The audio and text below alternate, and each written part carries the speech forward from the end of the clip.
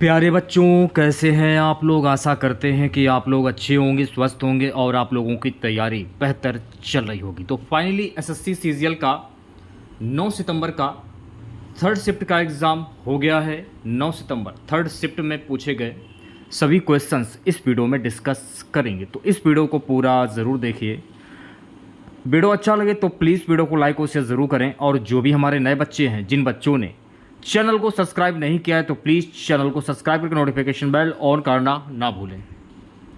चलिए वीडियो को स्टार्ट करते हैं। तो देख लेते हैं 9 सितंबर की तृतीय पाली में कैसे क्या प्रश्न पूछे गए हैं। तो पहला प्रश्न देखिए, पूछा गया था कि अकबर के समय यानी अकबर के टाइम पर फाइनेंस मिनिस्टर कौन था।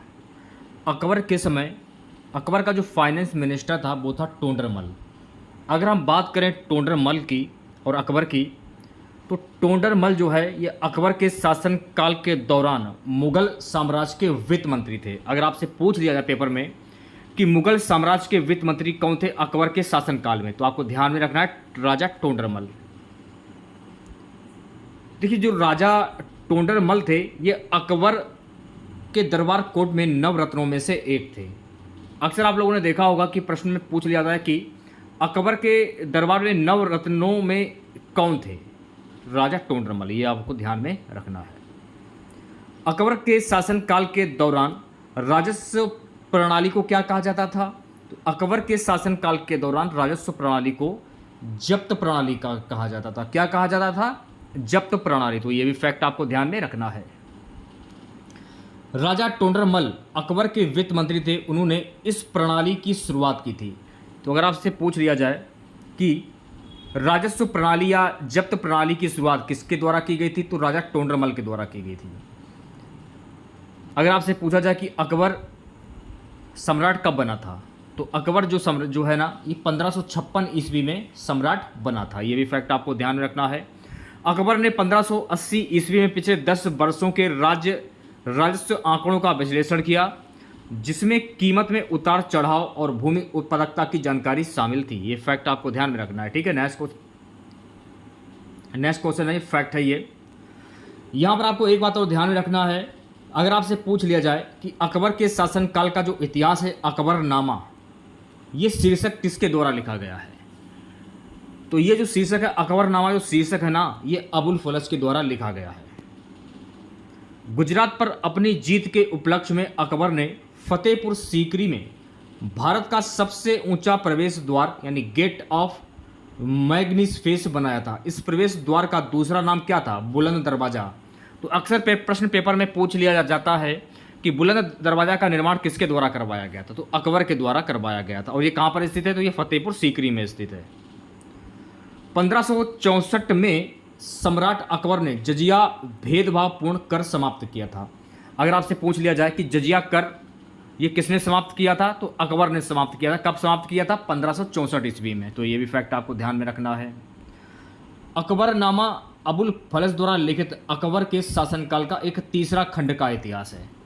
जो अकबरनामा जो है, ये जो लिखा गया है अकबरनामा अबुल फलस के द्वारा, ये अकबर के शासनकाल का एक तीसरा खंड का इतिहास है। तो ये भी फैक्ट आपको ध्यान में रखना है।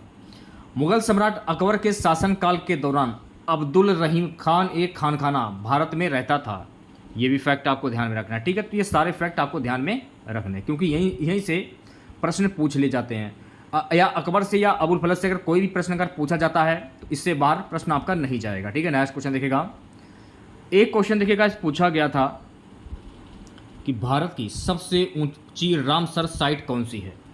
भारत की सबसे छोटी रामसर साइट कौन सी है, रेणुका वेटलैंड सबसे छोटी रामसर साइट है। ये कहाँ पर स्थित है, तो मेरे प्यारे साथियों ये हिमाचल प्रदेश में स्थित है, ठीक है।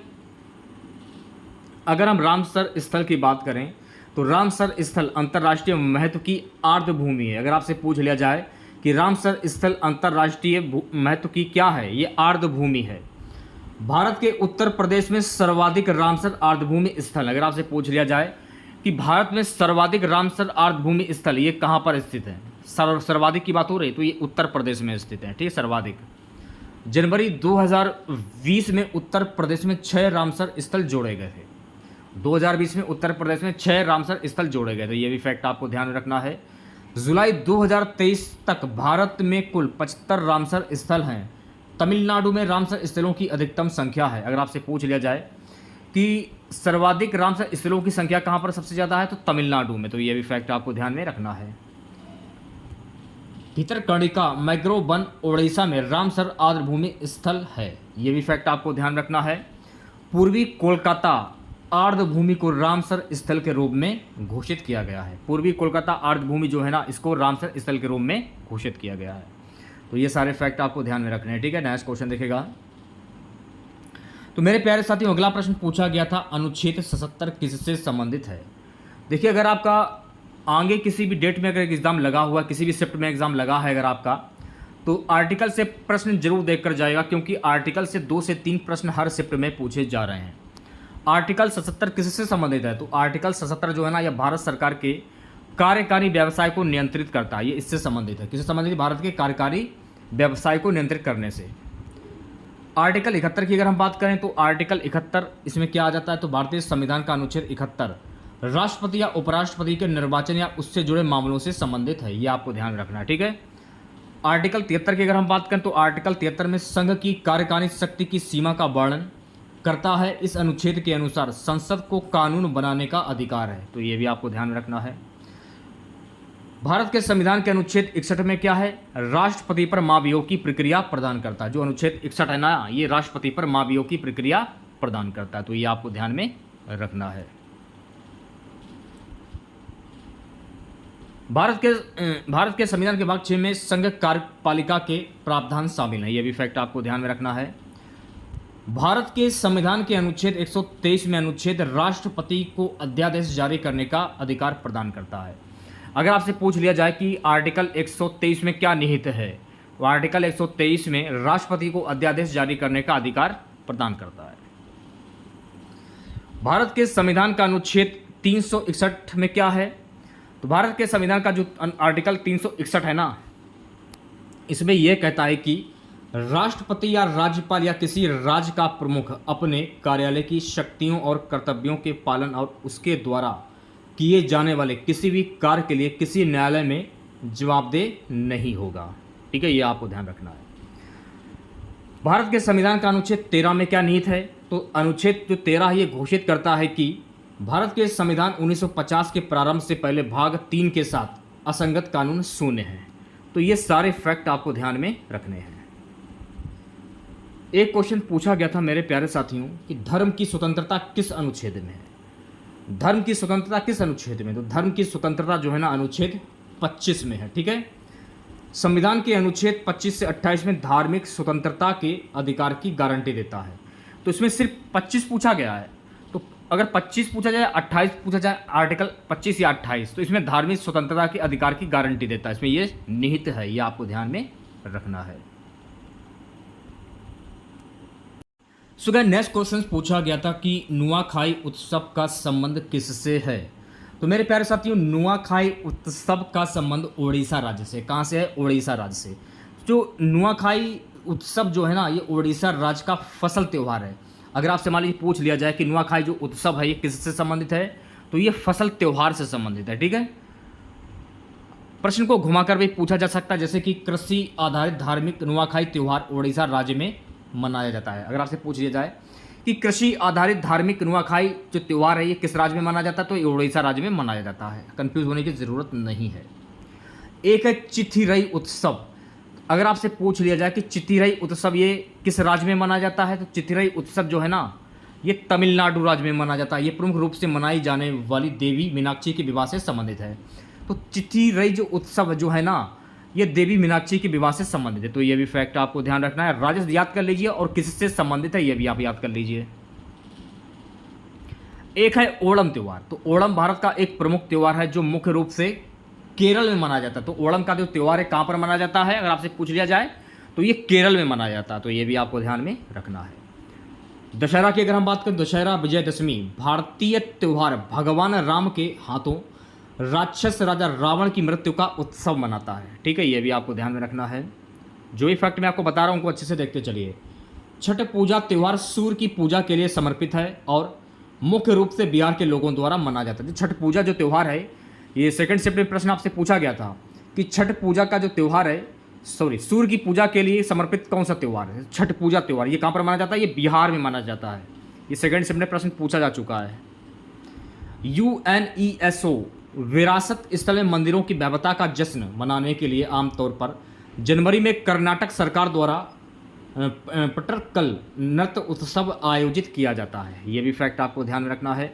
एक है गोंची उत्सव।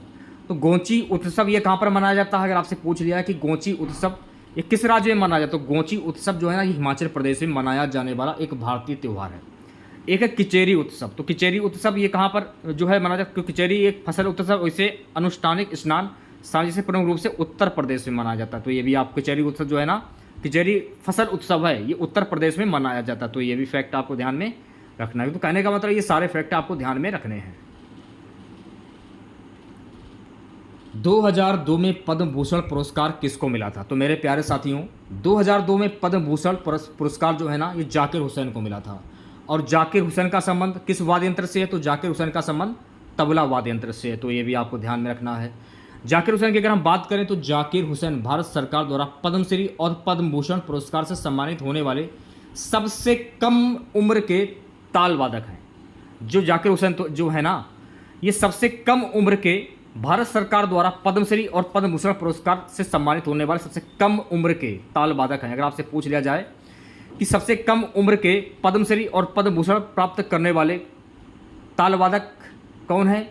जाकिर हुसैन। ठीक है, जाकिर हुसैन की अगर हम बात करें तो जाकिर हुसैन का जन्म 9 मार्च 1951 एक भारतीय तबला वादक, संगीतकार, संगीत निर्माता और फिल्म अभिनेता हैं। यह भी आपको ध्यान रखना है। और ये जाकिर जो हुसैन है ना, ये तबला वादक अल्लाह रखा के सबसे बड़े बेटे हैं। तो ये भी फैक्ट आपको ध्यान रखना है। इन्हें 1988 में पद्मश्री और 2002 में भारत सरकार द्वारा राष्ट्रपति अब्दुल कलाम द्वारा प्रस्तुत पद्म भूषण से सम्मानित किया गया था।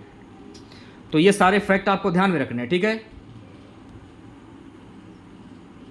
देखिए गाइस, लू शब्द की डेफिनेशन पूछी गई थी और लू शब्द से एक क्वेश्चन पूछा गया था सेकंड शिफ्ट में, शायद आपको याद हो। तो लू शब्द की डेफिनेशन क्या होती है? गर्म एवं शुष्क।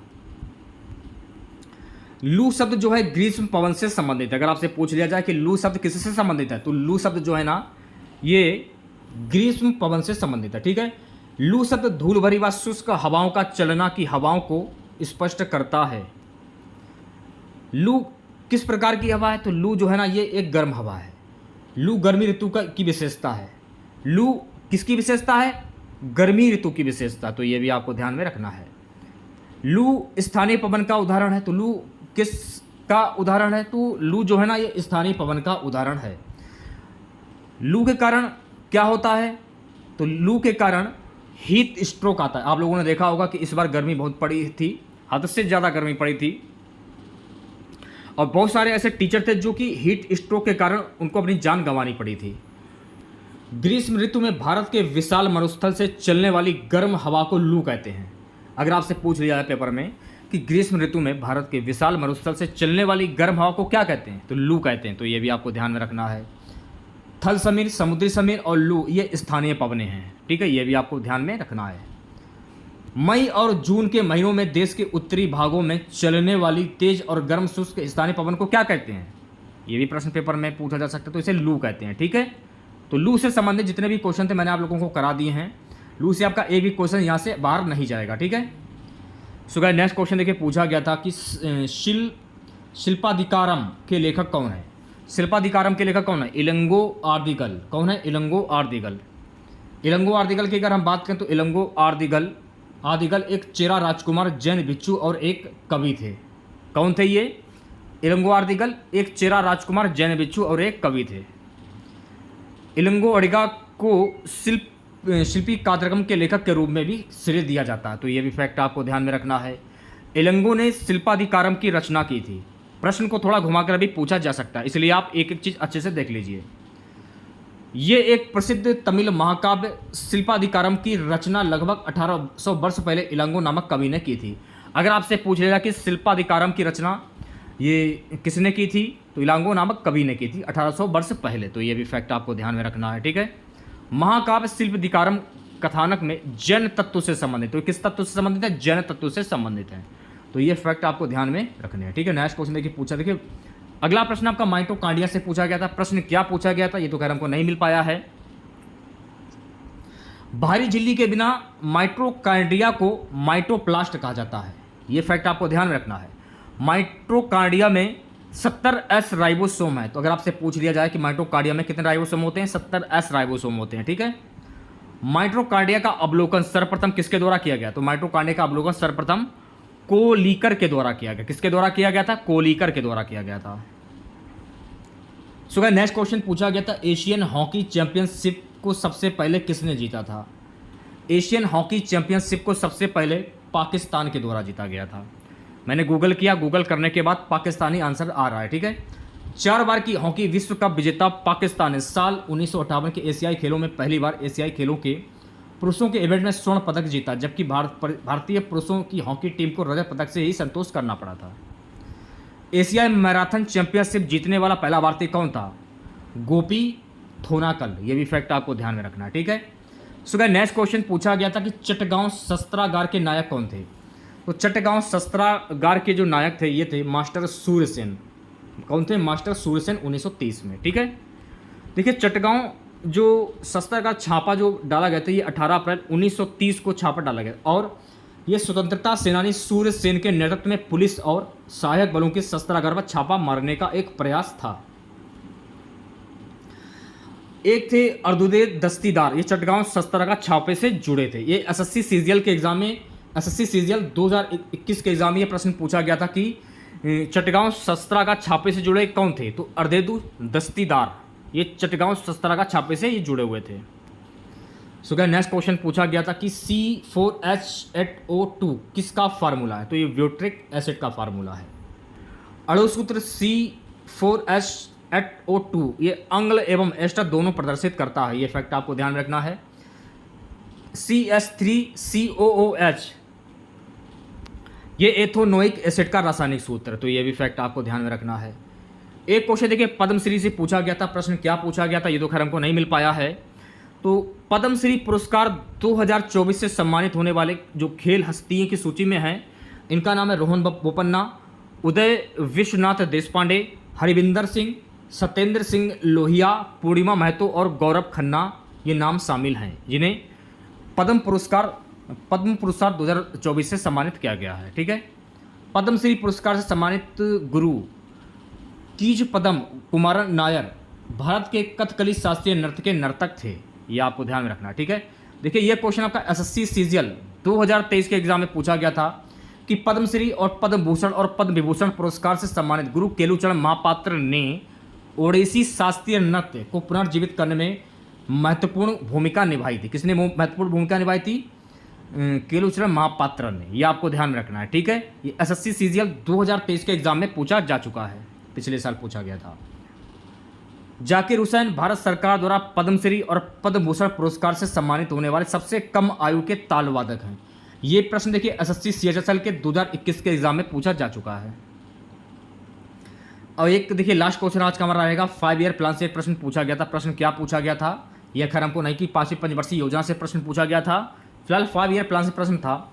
तो 5वीं पंचवर्षीय योजना की अगर हम बात करें तो 5वीं पंचवर्षीय योजना ये 1974 से 1978 तक चली थी। इसमें गरीबी उन्मूलन और कृषि उत्पादन व आत्मनिर्भरता से संबंधित था 5वीं पंचवर्षीय योजना, ठीक है। तो अगर आप लोगों को वीडियो अच्छा लगा हो तो प्लीज़ वीडियो को लाइक और शेयर ज़रूर करें, और जो भी नए बच्चे हैं जिन लोगों ने अभी तक चैनल को सब्सक्राइब नहीं किया है तो प्लीज़ चैनल को जरूर सब्सक्राइब करें और नोटिफिकेशन बेल ऑन करना ना भूलें। मिलता है नेक्स्ट वीडियो के साथ। जय हिंद, जय भारत।